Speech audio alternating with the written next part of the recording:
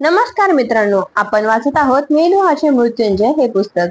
तर या पुस्तकाचे लेखक आहेत आमिष त्रिपाठी। मागील व्हिडिओमध्ये आपण प्रकरण क्रमांक 8 पाहिला होता। या व्हिडिओमध्ये आपण प्रकरण क्रमांक 9 प्रेम आणि प्रेमाचे परिणाम हे पाहूया। मला त्यांच्या समोर तुम्हाला हा प्रश्न विचारायचा नव्हता, कारण त्यांची श्रद्धा पराकोटीची आहे, शिवाने कडवटपणे सांगितले। त्याला बृहस्पती आवडू लागले होते। ते त्याला बरोबरीने वागवत होते आणि शिवाला ते आवडत होते। बृहस्पतींनी मान हलवली।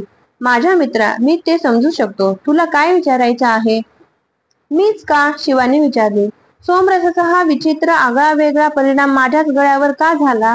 एक वेळ माझा गळा निळा झाला आहे हे मी समजू शकतो, पण त्यामुळे मी सूर्यवंशीचा त्राता कसा काय बनलो? रामाचं उरलेलं काम करणारा आणि चंद्रवंशीचा नाश करणारा मीच एकमेव आहे असं सम्राटांनी मला सांगितलं। त्यांनी तुला असं सांगितलं? बृहस्पतींनी विचारले। त्यांचे डोळे आश्चर्याने विस्फारले होते। काही वेळा सम्राटही विचित्र आणि त्रासदायकपणानं वागतात, पण मला तुला एक आवर्जून सांगायचं आहे की त्यांनी तुला जे काही सांगितलं ते खरं नाही। त्या दंतकथेत नीळकंठ सूर्यवंशींना वाचवेल असं सांगितलेलं नाही। दंतकथेत 2 गोष्टी सांगितल्या गेलेल्या आहेत। एक म्हणजे नीळकंठ हा सप्तसिंधूच्या प्रदेशातील नसेल आणि दुसरी म्हणजे तो दुष्ट शक्तीचा संहार करेल। यावरून मेलुहाचे नागरिक असं मानतात की नीळकंठ चंद्रवंशीयांचा नायनाट करेल, कारण चंद्रवंशी खरोखर दुष्ट आहेत। पण चंद्रवंशींचा संहार करणं याचा अर्थ सूर्यवंशीचं तारण असा होत नाही। चंद्रवंशींचा त्रास वगळताही सूर्यवंशी समोर अनेक समस्या आहेत आणि आम्हाला त्या सोडवावयाच्या आहेत। कोणत्या प्रकारच्या समस्या? नागलोकांच्या त्रासाप्रमाणे? शिवाने विचारले। क्षणभर बृहस्पतींच्या मनात गोंधळ उडल्यासारखे वाटले। सांगावे की न सांगावे असा विचार त्यांच्या मनात सुरू होता। अखेरीस त्यांनी काळजीपूर्वक उत्तर दिले। ते म्हणाले, तशा बऱ्याच समस्या आहेत। आम्ही त्या सोडविण्यासाठी अथक प्रयत्न करत आहोत। पण आपण पुन्हा तुझ्या प्रश्नाकडे वळूया। सोमरसाचा तुझ्यावर हा परिणाम का झाला? होय, असा परिणाम का झाला? माझा गळा निळा का झाला? माझ्या शरीराची पडझड थांबविण्याच्या परिणामाविषयी तर विचारच करू नका, कारण सोमरसामुळे माझा हललेला खांदा आणि हिमबाधा झालेला अंगठाही बरा झाला। सोमरसामुळे दुखापती बऱ्या झाल्या? चकित झालेल्या बृहस्पतींनी विचारले। हे अशक्य आहे। सोमरसामुळे फक्त रोगराईला आणि वृद्धत्वाला प्रतिबंध होणं अपेक्षित आहे, त्यामुळे दुखापती बऱ्या होत नाहीत। ठीक आहे, पण माझ्या बाबतीत ते घडलं। बृहस्पतीने थोडा वेळ विचार केला। याविषयीच ठाम उत्तर देण्यासाठी आपल्याला काही प्रयोग करावे लागतील। मी तुला एक तात्पुरतं स्पष्टीकरण देऊ शकतो। तू हिमालया पलीकडच्या उंच ठिकाणाहून आला आहेस। विरळ हवेत प्राणवायू कमी असतो, त्यामुळे कमी प्राणवायूमध्ये जिवंत राहण्याची तुझ्या शरीराला सवय आहे। तसंच त्याच्यावर ऑक्सिडंट्सचाही कमी परिणाम होऊ शकतो। त्यामुळे सोमरसातील ऑक्सिडंट्स विरोधाचा तुझ्यावर अधिक प्रभावी परिणाम झाला असण्याची शक्यता आहे। हे एक कारण असू शकेल, शिवाने मान्य केले। तो पुढे म्हणाला, पण असं असेल तर माझ्या जमातीच्या सर्वच लोकांना शरीर गार पडल्यासारखं वाटून त्यांचेही गळे निळे झाले पाहिजेत। फक्त माझ्या बाबतीतच हे का घडलं? हा चांगला मुद्दा आहे, बृहस्पती प्रशंसा करत म्हणाले। पण मला एक गोष्ट सांग, तुझ्या जमातीच्या लोकांनाही त्यांच्या आधीच्या त्रासापासून मुक्तता मिळाली? होय, त्यांचेही त्रास कमी झाले। मग नक्कीच ज्या विरळ हवेत तुम्ही राहता तिचाच हा परिणाम असला पाहिजे। पण तुझ्या जमातीतील सर्वच लोकांचे गळे निळे झाले नाहीत, याचाच अर्थ विरळ हवा हे एक कारण असलं पाहिजे। आम्हाला याविषयी अधिक संशोधन केलं पाहिजे। तुझा गळा निळा होण्यामागे नक्कीच काहीतरी वैज्ञानिक कारण असलं पाहिजे। शिवाने बृहस्पतींकडे उत्सुकतेने पाहिले। त्याच्या बोलण्यातील या अखेरच्या 2 ओळींमुळे त्याला काहीतरी जाणवले होते। तो म्हणाला, म्हणजे नीळकंठाच्या दंतकथेवर तुमचा विश्वास नाही का? बृहस्पती अवघडल्यासारखे हसले। त्यांना शिवा आवडू लागला होता, त्यामुळेच त्याचा अपमान करण्याजोगे काहीही बोलण्याची इच्छा त्यांना नव्हती, पण ते खोटेही बोलू शकत नव्हते। माझा विज्ञानावर विश्वास आहे। विज्ञानातील प्रत्येक गोष्टीमागचं व्यावहारिक सत्य आणि तिच्यावरचा उपाय या दोन्ही गोष्टी शोधून काढता येतात। जर एखादी गोष्ट म्हणजे चमत्कार वाटू लागला तर त्याचा अर्थ एकच असतो, आणि तो म्हणजे त्या मागचं वैज्ञानिक सत्य अजून आपल्याला समजलेलं नसतं। मग मेलुहाचे लोकही विज्ञानाचाच आधार घेऊन आपल्या समस्या का सोडवित नाहीत? मी त्याविषयी काही खात्रीपूर्वक सांगू शकणार नाही, बृहस्पती विचारपूर्वक म्हणाले। विज्ञान हा सक्षम पण पाषाण हृदयी तज्ञ असल्यामुळे ही तसं होत असावं। तुमच्यासाठी तुमच्या समस्या विज्ञान सोडवत नाही, पण हे काम निळकंठाची संकल्पना करू शकते. विज्ञान तुम्हाला तुमची लढाई लढण्यासाठी फक्त शास्त्रास्त्र पुरवू शकतं, तुमच्यासाठी लढू शकत नाही. त्यामुळे आपणच आपल्या समस्या सोडविण्यापेक्षा दुसरा कोणीतरी येईल आणि आपल्या समस्या सोडवेल, ही कल्पना लोकांना जास्त आवडत असावी. मग तुम्हाला नेमकं काय वाटतं? मेलुहामध्ये निळकंठानं कोणती भूमिका पार पाडावी? मुळात निळकंठाची मेलुहात काही गरज आहे का? बृहस्पतींनी शिवाकडे सहानुभूतीने पाहिले. मला वाटतं की खऱ्या सूर्यवंशींनी स्वबळावर आपल्याला त्रास देणाऱ्या राक्षसांशी लढावं. दुसऱ्या कुणावर तरी दबाव टाकून आपल्या समस्या सोडविण्याची त्यांच्याकडून अपेक्षा ठेवून हे काम करण्याचा प्रयत्न करू नये. खऱ्या सूर्यवंशींना आपल्या सक्षम आणि ताकद यांचा पुरेपूर उपयोग केला पाहिजे. निळकंठाच्या आगमनामुळे सूर्यवंशीच्या प्रयत्नात दुप्पट वाढ झाली पाहिजे, कारण दुष्ट शक्तीच्या नायनाटाची वेळ आता जवळ आली आहे, हे अगदी स्पष्ट आहे, ते म्हणाले. शिवाने मान हलवली. तुझी इच्छा नसलेली जबाबदारी पेलण्याचा मोठा ताण तुझ्यावर आला आहे का? त्याची तुला खूप चिंता वाटते आहे का? श्रद्धेच्या दबावामुळे तुला ताण जाणवतो आहे का? बृहस्पतींनी विचारले. नाही, मला त्याची चिंता नाही. हा देश खूपच विलक्षण आहे आणि त्याला मदत करण्यासाठी शक्य ते सर्व प्रयत्न करण्याची माझी इच्छा आहे. पण तुमचे लोक संरक्षणासाठी माझ्यावरच अवलंबून राहिले आणि मी ते करू शकलो नाही तर? माझ्याकडून अपेक्षित असलेलं सर्वच काम मी करू शकेन असं सध्या तरी मी सांगू शकत नाही. त्यामुळे मी त्यांना शब्द कसा काय देऊ? बृहस्पतींनी स्मित हास्य केले. त्यांच्या स्वतःच्या नीतिनियमानुसार स्वतःच्या शब्दाला किंमत देणारा माणूस हा आदरणीयच होता. शिवा, तू एक चांगला माणूस आहेस असं दिसतंय. येत्या काही दिवसात तुझ्यावर भरपूर दबाव येण्याची शक्यता आहे. माझ्या मित्रा, सावध राहा. तुझा निळा गळा आणि त्याविषयीची अंधश्रद्धा यामुळे तुझे निर्णय या संपूर्ण भूमीसाठी निर्णायक ठरतील. एक गोष्ट लक्षात ठेव, एखादा माणूस हा दंतकथा बनून जातो. तो दंतकथा होता की नाही हे इतिहास ठरवतो, भविष्यवेत्ते ते ठरवत नाहीत. शिव हसला. आपली चमत्कारिक अवस्था समजून घेणारा निदान एकतरी माणूस आपल्याला भेटला हे लक्षात आल्यामुळे त्याला आनंद झाला होता आणि आपण त्याच्याकडून सल्ला घेऊ शकतो हे लक्षात आल्यामुळे तर त्याला त्यापेक्षाही अधिक आनंद झाला होता. संध्याकाळ कल्ली होती. मंदार पर्वतावर अत्यंत आनंदात शिवाने ती दुपार घालवली होती. त्याने तिथल्या बारीक सारीक गोष्टी पाहिल्या होत्या. त्यानंतर शिव पुस्तक वाचत आपल्या अंथरुणावर पडला होता. शेजारच्याच टेबलावर चिलमीचे थोटूक पडले होते. तो जी कथा वाचत होता त्यातील काही भाग असा होता. असुरांविरुद्ध देवांचं तुंबळ युद्ध सुरू होतं. असुर हे राक्षस होते, त्यामुळे ते असुरांसारखेच वागत होते. ते देवांचा द्वेष करत होते. देवांच्या शहरांवर ते सातत्याने हल्ले करत होते. त्यांनी असुरांच्या जीवनशैलीप्रमाणेच वागावं म्हणून ते देवांवर दबाव टाकत होते. याच शिवाला काहीच आश्चर्य वाटले नव्हते. काही देवांच्या वर्तनांचे मात्र त्याला आश्चर्य वाटले. ते नेहमीप्रमाणे नीतीला धरून वागले नव्हते. कोणत्याही मार्गाने विजय मिळवायचाच म्हणून त्यांनी नीतिनियमांकडे डोळे झाक केली होती. भगवान रुद्र हा वैयक्तिक पातळीवर महामानव होता. व्यापक कल्याणाचा हेतू मनात बाळगून रुद्राने त्याच्या या वर्तनाकडे दुर्लक्ष केले होते. शिवाला विश्रामगृहाच्या बाहेर कसली तरी गोंधळ ऐकू आला. त्याने पहिल्या मजल्यावरच्या त्याच्या खोलीच्या गच्चीतून खाली पाहिले. त्यावेळी त्याला राजेशाही मिरवणूक येताना दिसली. तो लवाजमा नुकताच आला होता.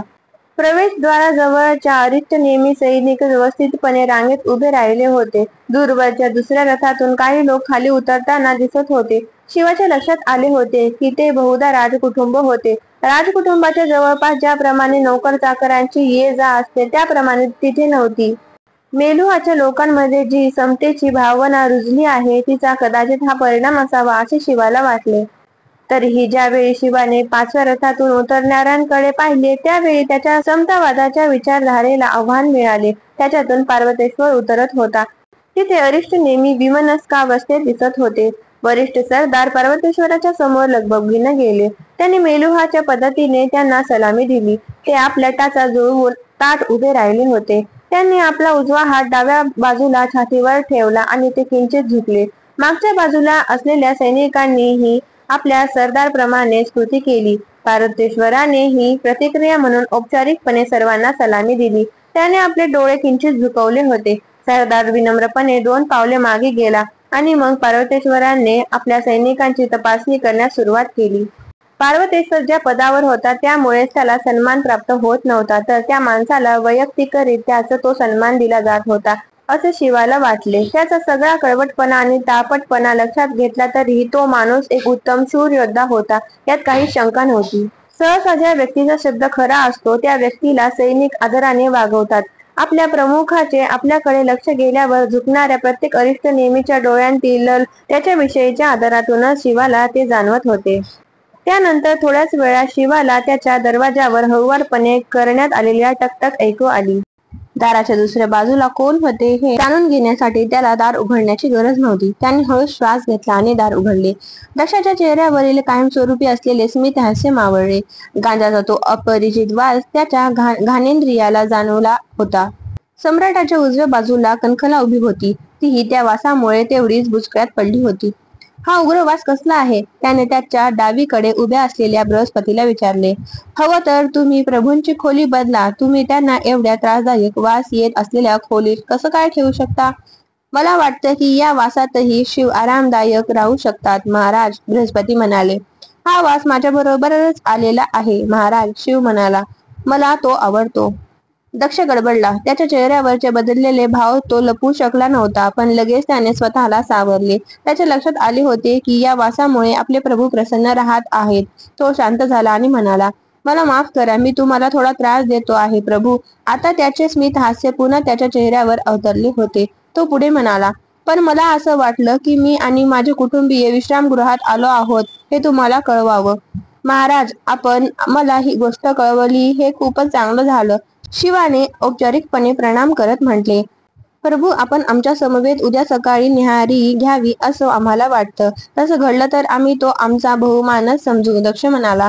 तो माझा सन्मान असेल महाराज, शिव म्हणाला. फारच छान, फारच छान, दक्ष म्हणाला. त्यानंतर त्याच्या मनात सतत येत असलेला तो प्रश्न त्याने विचारला. प्रभू, सोमरसाविषयीचं तुमचं मत काय आहे? ते खरोखरच देवांचं पेय आहे का? होय महाराज, ते पेय म्हणजे एक चमत्कारच आहे. आमच्या संस्कृतीचा तो पायाच आहे असे सांगून दक्ष पुढे म्हणाला. एकदा का तुम्ही आमच्या भूमीवरून फेरफटका माराल की तुम्हाला आमची जीवन पद्धती किती चांगली आहे ते लक्षात येईल. त्यामुळेच ही संस्कृती जपण्यासाठी, तिचं रक्षण करण्यासाठी आपल्याला काहीतरी केलंच पाहिजे असं तुम्हाला अंतःकरणापासून वाटेल. महाराज, माझ्या मनात तुमच्या देशाविषयी खूपच उच्च भावना आहेत. तुमचा देश खरोखरच खूपच महान आहे. आपल्या नागरिकांना तुम्ही अत्यंत चांगल्या प्रकारे वागवता. तुमची जीवन पद्धती खूपच सुरक्षित आहे. याविषयी माझ्या मनात बिलकुल शंका नाही. पण मी यात काय करू शकतो याविषयी मला खात्री नाही.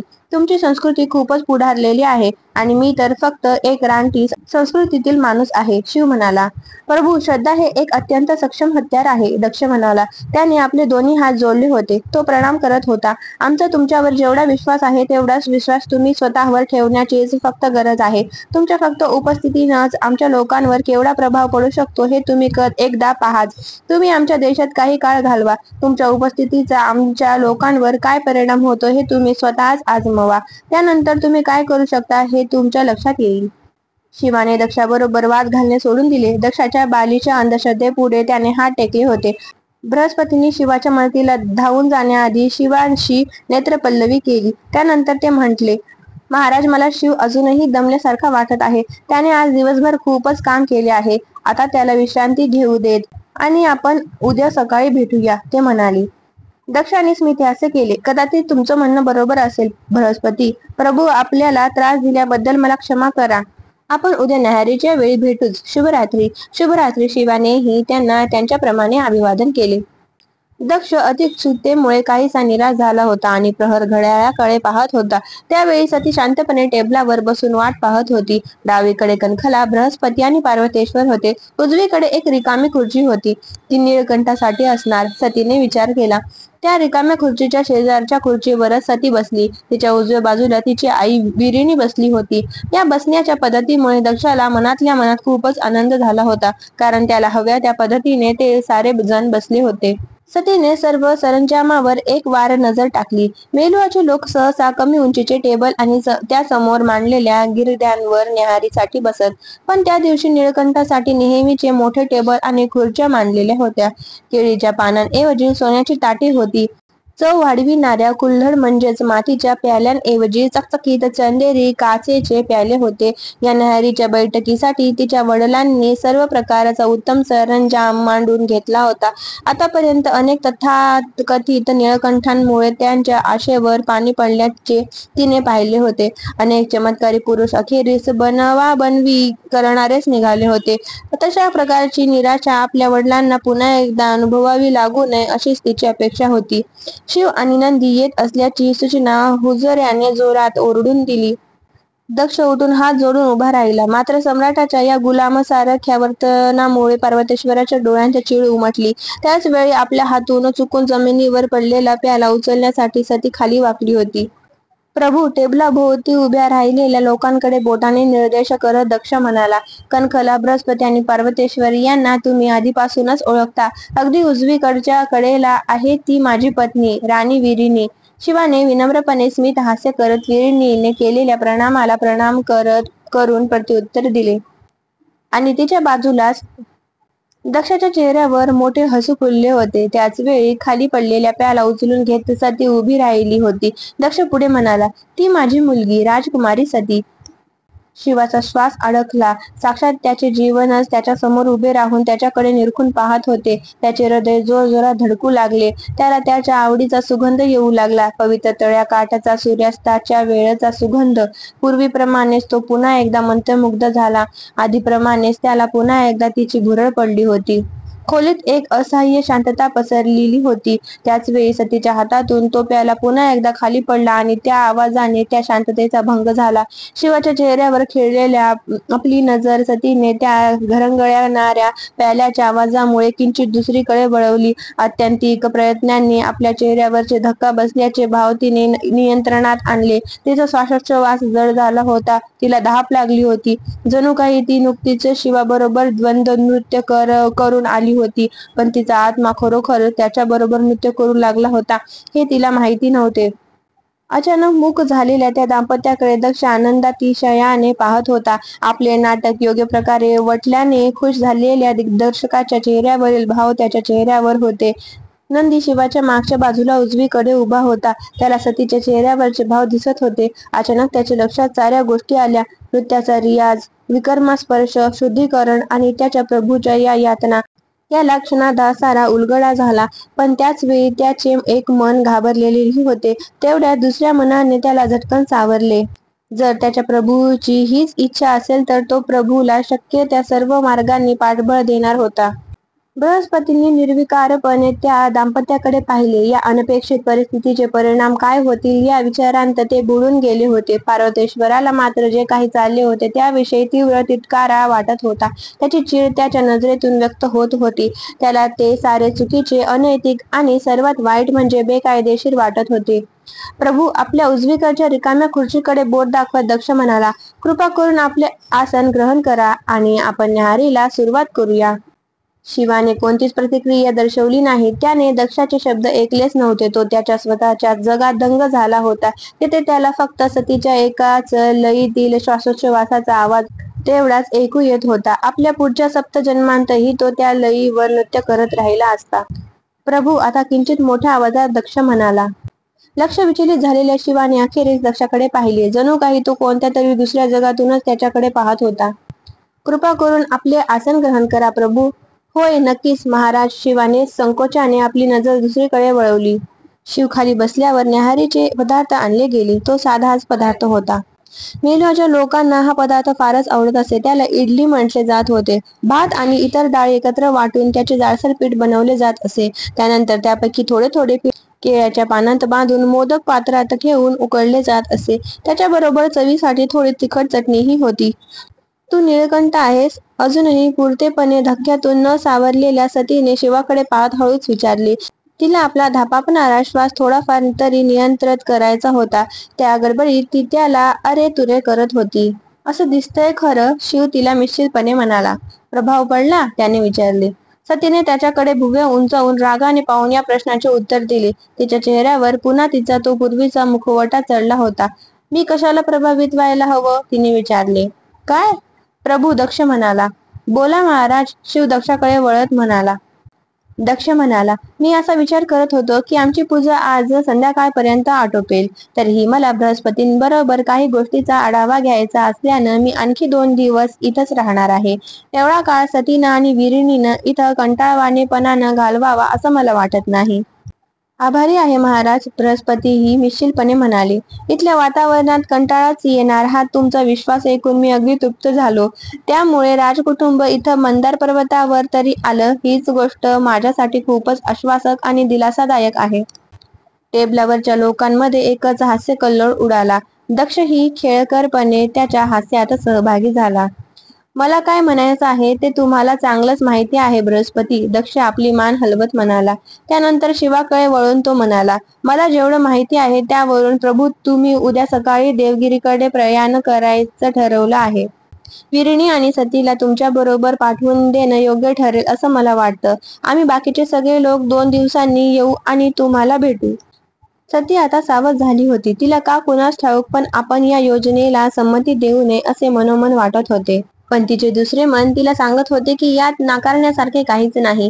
गेली 85 वर्षे तिने विकर्मा म्हणूनच व्यतीत केली होती. त्या संपूर्ण काळात तिने कोणताच कायदा मोडला नव्हता.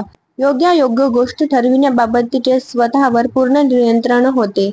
शिवाच्या मनात असले कोणतेच विचार नव्हते. त्याला अत्यानंद झाल्याचे त्याच्या चेहऱ्यावरून अगदी स्पष्टपणे दिसत होते. तो म्हणाला, मला वाटतं ही चांगली कल्पना आहे महाराज. या दोन्ही राजस्त्रियांबरोबर नंदी आणि मी परतीचा प्रवास करू. मग आता ठरलं तर? आपल्या चेहऱ्यावरचा आनंद न लपवता दक्ष म्हणाला. त्यानंतर पार्वतेश्वराकडे वळून तो म्हणाला, पार्वतेश्वर, कृपा करून परतीच्या प्रवासासाठी अरिष्ट नेमींची 2 गटांत विभागणी करायचं काम सुरू कर. महाराज, हे योग्य ठरेल असं मला वाटत नाही, पार्वतेश्वर म्हणाला. अरिष्ट नेमींचा मोठा गट देवगिरीत अजूनही सामानाची हलवाहलवी करण्यात गुंतलेला आहे. शिवाय मंदार पर्वतावरील सैन्याच्या तुकडीत कोणत्याही परिस्थितीत कपात करता येणार नाही. 2 तुकड्यांत विभागणी करण्याएवढं पुरेसं सैन्य आता आपल्या बरोबर नाही. त्यापेक्षा आपण सगळेच जण परवा बरोबरच निघू. मला वाटतं की यामुळे काहीही समस्या येणार नाही, दक्ष म्हणाला. एक अरिष्ट नेमी ही 50 शूर योद्ध्यांना भारी पडू शकतो असं तू नेहमीच म्हणत नाहीस का? आता हे ठरलंच. प्रभू निळकंठ, विरिणी आणि सती उद्या सकाळी निघतील. तू त्यांच्या प्रवासाची सगळी तयारी कर. पार्वतेश्वर विषादाने आपल्या विचारांत बुडून गेला. त्याच वेळी शिव आणि सती एकमेकांशी कुजबुजत्या आवाजात बोलत होते. तू शुद्धीकरण करून घेतलंयस ना? सतीने विचारले. होय, शिव म्हणाला. तो खोटे बोलत नव्हता. देवगिरीत असताना त्याने निघण्याच्या आदल्या रात्री शुद्धीकरण विधी करून घेतला होता. आपल्याला त्या विधीची गरज आहे यावर त्याचा बिलकुल विश्वास नव्हता. तरीही ज्यावेळी ते पुन्हा भेटतील त्यावेळी सती त्याला हा प्रश्न नक्कीच विचारेल हे त्याला माहिती होते आणि त्याला तिच्याशी खोटे बोलायचे नव्हते. शुद्धीकरण करून घेतलं असलं तरीही शुद्धीकरणाची ही संकल्पना अगदीच वेडगळपणाची आहे असं मला वाटतं, शिव म्हणाला.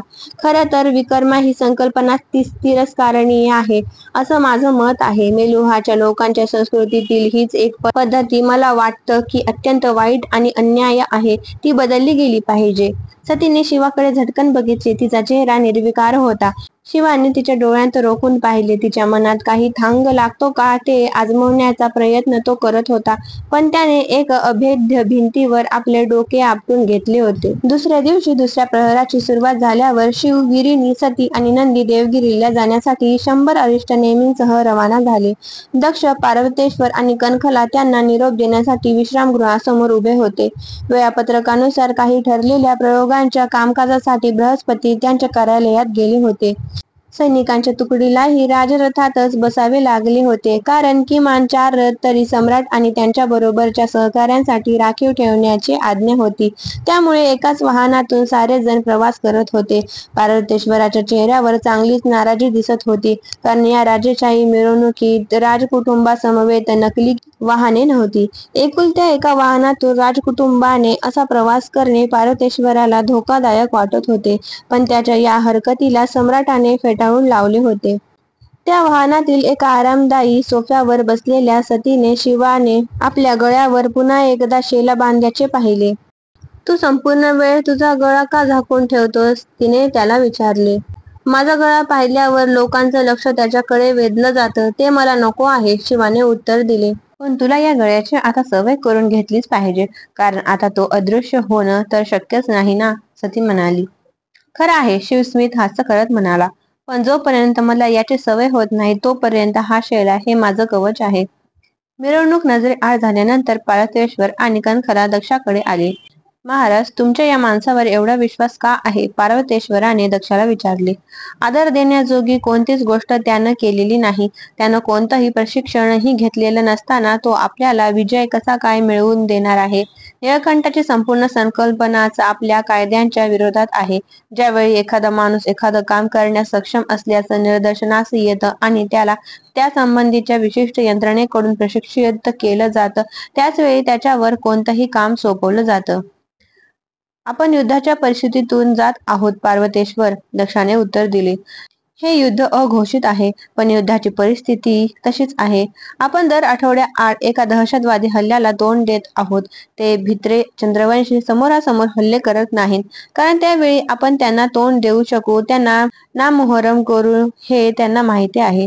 खुलेपणानं त्यांच्या प्रदेशात जाऊन त्यांच्यावर हल्ला करावा तर आपल्याकडे पुरेसे लष्कर नाही. आपले कायदे आपल्याला उपयोगी पडत नाहीत. आपल्याला आता चमत्कारच हवा आहे. आणि योगायोगाचा पहिला नियम असा आहे की जेव्हा आपण कायदे, व्यावहारिक सत्य विसरून जातो आणि श्रद्धा बाळगतो, तेव्हा चमत्कार घडतात. माझा निळकंठावर विश्वास आहे, श्रद्धा आहे आणि माझ्या लोकांचीही त्याच्यावर तशी श्रद्धा आहे. पण शिवालाच आत्मविश्वास नाही. त्याला स्वतःला जर आपलं संरक्षण तो करू शकतो असं वाटत नसेल तर आपण त्याच्यावर ते जबरदस्तीनं कसं काय लादू शकू? हे सगळं सती बदलू शकेल. महाराज, तुम्ही तुमच्या स्वतःच्या मुलीचाच आमिष म्हणून वापर करत आहात. दक्षाच्या बोलण्याने हादरून गेलेल्या पार्वतेश्वराने विचारले. आणि आपल्याला मदत करू इच्छिणाऱ्या आपल्या त्रात्यानं आपल्याला वासनेपोटी मदत करावी असं तुम्हाला वाटतं? ही वासना नाही. दक्षाने उसळून दिलेल्या प्रतिक्रियेमुळे कणखला आणि पार्वतेश्वर दोघांनाही अनपेक्षितपणे धक्का बसला होता. ते एकदम गप्प झाले. मी कोणत्या प्रकारचा पिता आहे असं तुम्हाला वाटतं? दक्षाने विचारले. मी अशा प्रकारे माझ्या मुलीचा वापर करून घेतो आहे असं तुम्हाला वाटतं? तिला प्रभूबरोबर कदाचित आनंद आणि दिलासा मिळेल असं मला वाटतं. तिनं आधीच खूप यातना भोगलेल्या आहेत. मला तिला आनंदी बनवायचं आहे. हे करत असताना जर माझ्या देशालाही त्याचा लाभ झाला तर त्यात काय वाईट आहे? पार्वतेश्वर काहीतरी बोलणार होता, पण तो काही विचार करून गप्प राहिला. स्वद्वीपच्या जनतेला आपण आपल्या जीवनशैलीचा लाभ देणं हाच यावरचा एकमेव उपाय आहे. स्वद्वीपची सर्वसामान्य जनता त्यामुळे आपल्याशी कृतज्ञ राहील. मात्र चंद्रवंशीचे राज्यकर्ते हे थांबवण्यासाठी हर प्रकारे प्रयत्न करतील. हे त्याला विरोध करू शकतीलही, पण त्यांनी कितीही प्रयत्न केला तरीही निळकंठाच्या नेतृत्वाखालील लोकांना ते थांबवू शकणार नाहीत. आणि त्यावेळी जर निळकंठाबरोबर सती असेल तर तो चंद्रवंशी विरुद्ध आपल्या सैन्याचं नेतृत्व करण्यास नकार देऊच शकणार नाही. पण महाराज, फक्त तुमच्या मुलीच्या प्रेमात पडल्यामुळे प्रभू आपल्या बाजूनं युद्ध करण्यास तयार होतील असं तुम्हाला खरंच वाटतं? कणखलाने विचारले. माझा मुद्दाच तुझ्या लक्षात आला नाही. प्रभूला आपल्या बाजूला वळविण्यासाठी आपल्याला त्याचं मन वळविण्याची गरज नाही. ते आधीच आपल्या बाजूलाच आहे. एखाद्याला हे दिसत नसेल तर तो अंधच असला पाहिजे. निळकंठाला फक्त त्यासाठी निमित्त हवं आहे. त्याच्यावरची श्रद्धा हवी आहे. निळकंठ ज्यावेळी सतीच्या सानिध्यात येईल त्यावेळी त्याचा आत्मविश्वासही चांगलाच वाढेल. पण हे कसं काय घडून येणार आहे? पार्वतेश्वराने कपाळाला किंचित आठ्या घालत विचारले. माणसाच्या आयुष्यातील सर्वात प्रभावी शक्ती कोणती आहे हे तुला माहिती आहे का? दक्षाने विचारले. कणखला आणि पार्वतेश्वर गोंधळून पाहत राहिले. तो ज्याच्यावर प्रेम करतो त्या व्यक्तीला प्रभावित करण्याची तीव्र इच्छा. दक्ष आपली कल्पना विशद करत म्हणाला. माझ्याकडे पहा. माझं माझ्या वडिलांवर खूप प्रेम होतं. त्यांना प्रभावित करण्यासाठीच्या हेतुपोटीच माझा आजवरचा प्रवास झालेला आहे. अगदी त्यांच्या मृत्यूनंतरही त्यांना माझ्याविषयी अभिमान वाटावा असं वागण्याकडे माझा कल असतो. या आकांक्षेपोटी शुद्ध सूर्यवंशी जीवन पद्धतीचा संपूर्ण भारतभर प्रसार करणारा राजा मी बनतो आहे. माझं दैव त्यातूनच आकाराला आलं आहे. त्याप्रमाणेच निळकंठाचं दैव आकाराला येण्यासाठी त्यांच्याही मनात सतीला अभिमान वाटावा असं काहीतरी करण्याची आकांक्षा निर्माण झाली पाहिजे. म्हणजे प्रभू कामाला प्रवृत्त होतील आणि त्यांचं दैवही आकाराला येईल. पार्वतेश्वराने कपाळाला आठ्या घातल्या. त्याला दक्षाचे हे तत्वज्ञान फारसे पटले नव्हते, पण तो शांत राहिला. पण सतीनं दुसऱ्याच कोणाला वरलं तर? कणखलाने विचारले. म्हणजे आपला संपूर्ण वेळ तिच्या समवेत घालवणारा पती तिला हवा असेल तर? मी माझ्या मुलीला चांगलाच ओळखतो, दक्ष आत्मविश्वासाने म्हणाला. तिच्यावर कोणत्या गोष्टीचा प्रभाव पडतो ते मला माहिती आहे. हा तर अगदी स्वारस्यपूर्ण दृष्टिकोन आहे महाराज, कणखलाने स्मित केले. फक्त कुतूहल म्हणून विचारते की एका स्त्रीच्या आयुष्यातील सर्वात प्रभावशाली शक्ती कोणती असते? दक्ष मोठ्याने हसला. तू हे का विचारते आहेस? तुला ते माहिती नाही का? ठीक आहे, माझी सासू उठण्याआधी घराबाहेर पडण्यास मला प्रवृत्त करणारी शक्ती ही माझ्या आयुष्यातील सर्वाधिक प्रभावशाली शक्ती आहे, कणखला म्हणाली. दक्ष आणि कणखला दोघेही पुन्हा एकदा मोठ्याने हसले. पार्थेश्वराला यात काहीच विनोद वाटले नव्हते. मला माफ कर, पण आपल्या सासूविषयी बोलण्याची तुझी ही पद्धत आहे का? त्याने विचारले. अरे अरे, शांत हो पार्थेश्वर, कणखला म्हणाली. तू प्रत्येक गोष्ट खूपच गांभीर्याने घेतोस. मला वाटतं की स्त्रीच्या आयुष्यातील सर्वात प्रभावशाली शक्ती ही आपली स्तुती करून घेण्याची, प्रेमाची आणि ती जशी आहे तशीच तिला स्वीकारून फुलविण्याची तिची गरज आहे, दक्ष स्मित करत म्हणाला. कणखलाने स्मित केले आणि मान डोलावली.